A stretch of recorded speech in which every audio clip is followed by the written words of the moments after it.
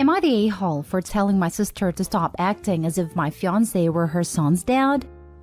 My 24 female sister, 23 female, had my nephew Joe during her first year in college. The father is absent in his life and only pays child support.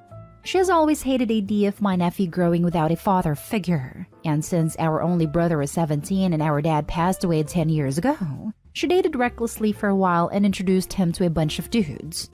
3 years ago, I met my now fiancé, Gabriel, 28 male. He's really sweet and adores my family. He's financially stable and is good with kids, has a bunch of nephews on his own and comes from a good, big family. We've decided to be child-free, and if something happens to my sister and a few of Gabe's siblings, we're meant to be their legal guardians. But for the past year, my sister has grown comfortable with pushing Joe around Gabe.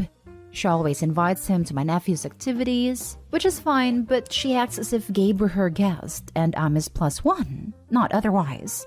Plus, my brother used to be the one who got invited and he's not anymore. She asks Gabe to drive her and Joe to places, and my mom pointed out how they look like a family when he does it. She jokes about how much of a dad Gabriel is for Joe, and she had the audacity to ask him once if he was comfortable with adopting Joe. But she was drunk, so I'll give her that. Neither Gabe or I are comfortable with this. He doesn't know how to push it aside without hurting their feelings. Mom has told my sister countless times how this is inappropriate. But my sister always gets defensive and says that Joe chose him and it's not her fault. Things blew up last weekend when Joe asked Gabriel if he could call him dad, because Mom said it was fine. My sister was looking at them with the biggest smile on her face, and I could notice how my mom and my brother were expecting his answer. Neither of them agree with it too. He sat Joe in his knee and kindly explained him how he wasn't his dad or even a dad figure, that he was Anne's soon-to-be husband, and that made him his favorite uncle. But that even if he wasn't his dad, he would never leave him and they'll always be best friends. Joe, being the sweet kid he is, laughed and smiled and said that it was okay. Then he ran to the living room to play with something. I think the situation resolved itself just fine, but my sister didn't like it and started to fight with us. My mom kept telling her to shut up, but she was saying things like, "What's wrong with you two? How can you say no to a little kid? He sees you as a father, so you should be proud of that." I had enough, but I told her that Gabriel wasn't Joe's dad, and that she needed to stop acting as if he was because it was honestly embarrassing. She called me a selfish C-word and said that I was jealous of her kid. I just rolled my eyes and we decided to leave after her.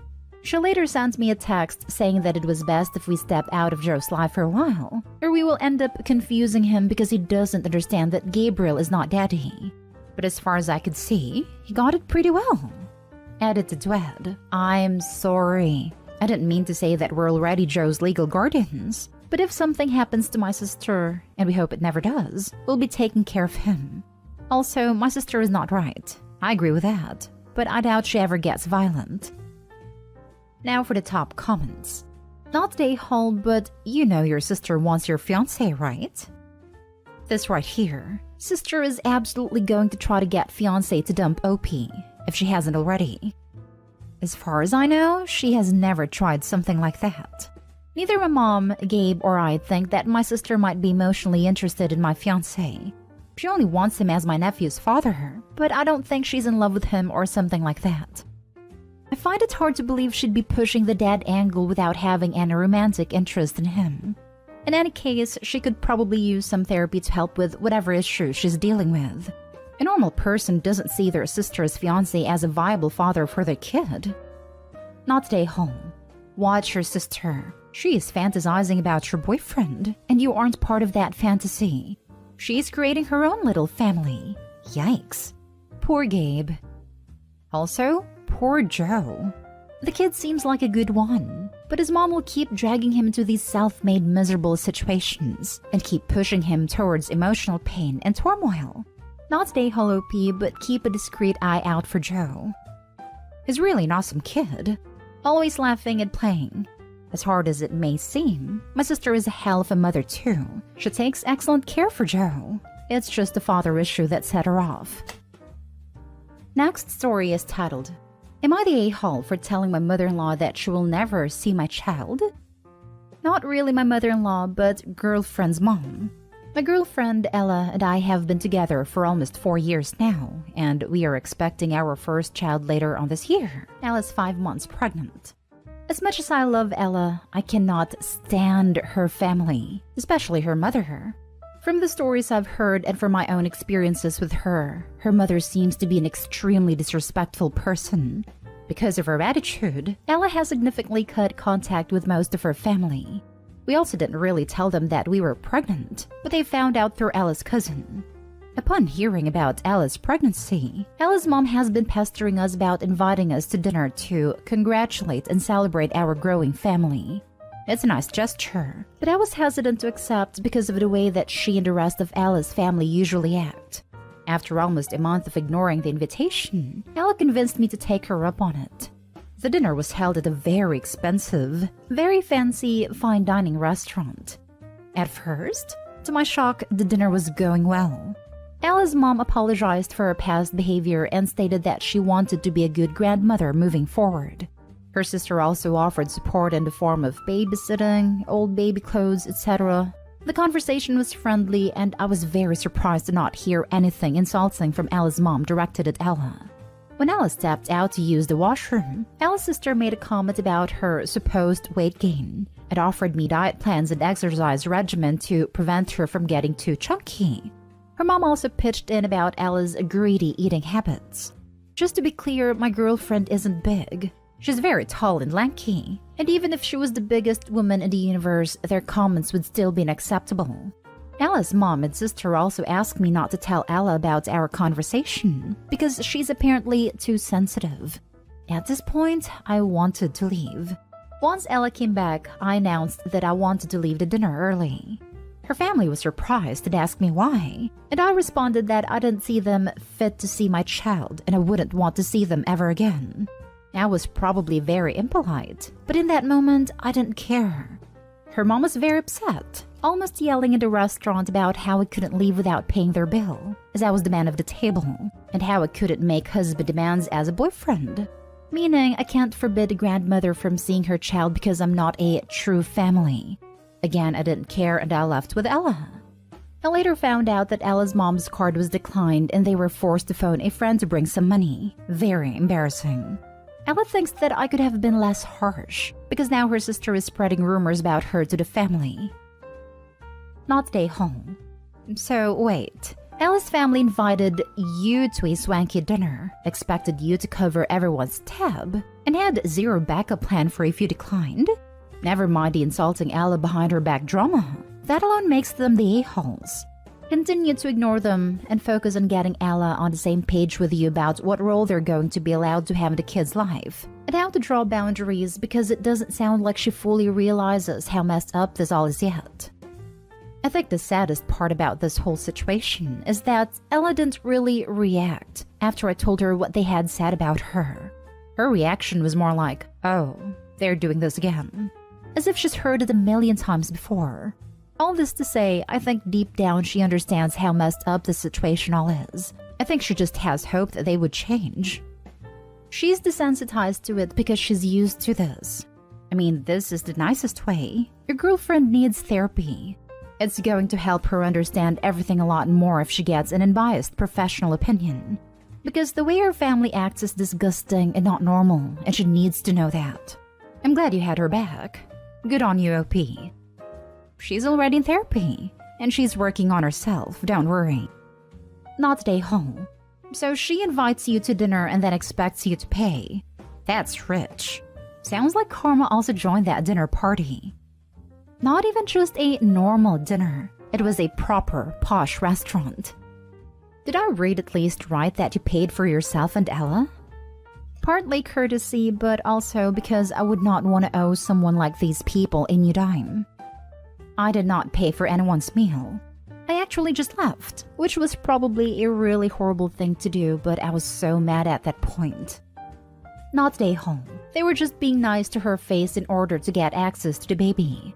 They only messed it up by being snide in front of you when she had gone to the bathroom, showing they hadn't changed in the slightest.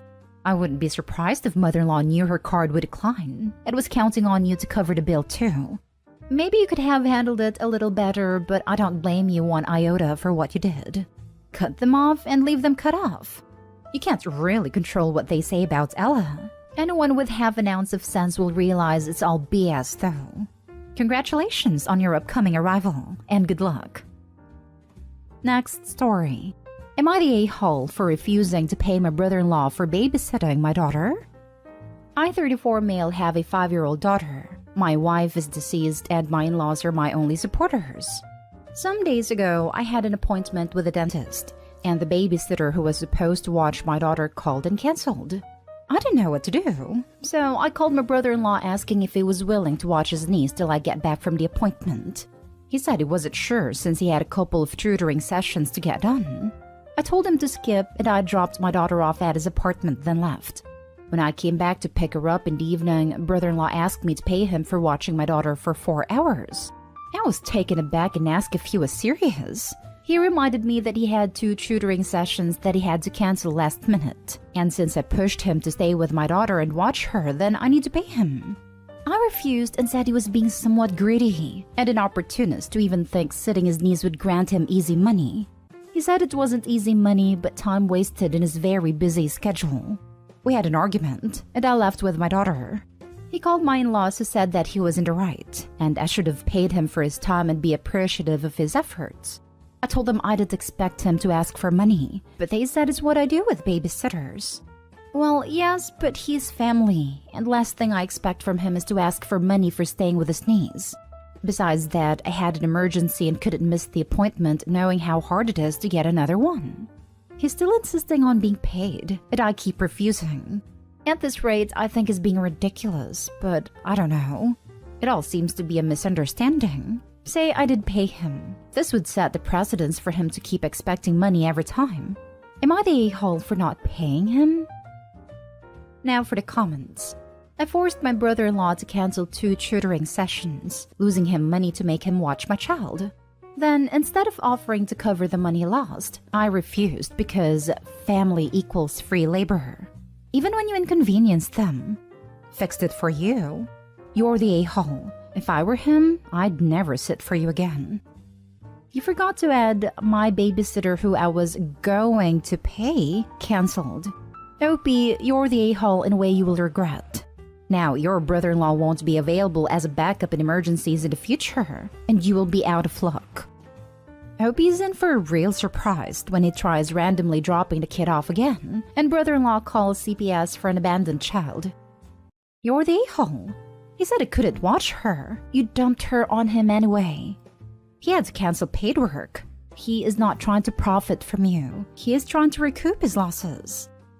Accusing the brother-in-law of being greedy and opportunist, when this man is out here trying to force other people to miss out on work and provide him free labor. Yikes. You're the a-hole. You're the a-hole. You lost me when he told you he had to tutor and you told him to skip that. Like what? Now, I never charged for babysitting my family, but I also would not have tolerated someone telling me to change my plans last minute to accommodate their emergency. Now for the last story. Am I the a-hole for saying I told you so when my wife got banned from seeing our grandson? My wife has been in constant contact with our daughter-in-law, our son's wife, about plenty of things. The very recent argument ensued after my wife kept insisting on being present in the delivery room despite getting a resounding no. My wife was having none of it, and my son and his wife changed hospitals to throw my wife off after she threatened to barge into the room. She eventually found out I didn't tell her and got very mad. I told her to stop and think, because if she keeps this up, she will lose all chances to see her grandbaby. She told me off and went to make a huge scene at a hospital my daughter-in-law was at. It did not end well, and my wife came home crying hysterically after getting chewed out by our son and kicked out of the hospital. Things remained tense till my son called to invite me to see the baby for the first time. He did not invite my wife, which sent her into a mental breakdown. I had an argument with her after she tried to guilt me into staying with her and shame my son for keeping his mom away from her grandbaby. But I just told her I told you so, and said that she had plenty of opportunities to get right with our daughter-in-law, but she blew them away because of her stubbornness. She started yelling about how unsupportive and cruel I was, just like our son to be siding against her instead of defending her, and staying home with her when our son banned her from meeting our grandbaby. I went anyway, and she kept arguing about me taking the wrong side instead of defending her. I feel bad for her, but at the same time, I think that she was being irrational and made this a competition, despite knowing how our son and his wife felt about her behavior. Not stay home. I'd consider a divorce over this, to be perfectly honest. I mean, honestly, she has effectively ruined all future holidays. What the hell? Your wife is being so irrational here, I'm a little worried for her. Is she this way about other things, or is this new behavior for her? You might want to see a medical professional with her. Not stay home. I was also wondering the same thing. This is off the charts crazy. Not stay home. There's been similar posts like this in AITA and Just No Mother-in-Law. And I'm so interested to know, cause it's never from the husband/father-in-law's perspective. Why on earth do you stay with this woman? Seriously, this can't be an isolated component of her personality, because this behavior is a pattern and an extreme one at that. So please, I gotta know, why are you remaining married to such a selfish jerk? Money, most likely. The older we get, the more difficult it is to divorce. Unless you've saved enough money for both parties to go separate ways, it can cause a financial blow to split your 401k and any other retirement savings in half. Sometimes it's easier to live with a certain amount of crazy, provided it isn't abusive, than to lose one's financial stability at an age where you don't have enough time to rebuild. Not stay home. I actually want to say thank you, because there are many husbands who would have thought that having their wives back meant going along with her badass crazy, and you are an example of how that simply isn't the case. Your wife is abusive to your daughter-in-law, and you refuse to play a part in that, so thank you.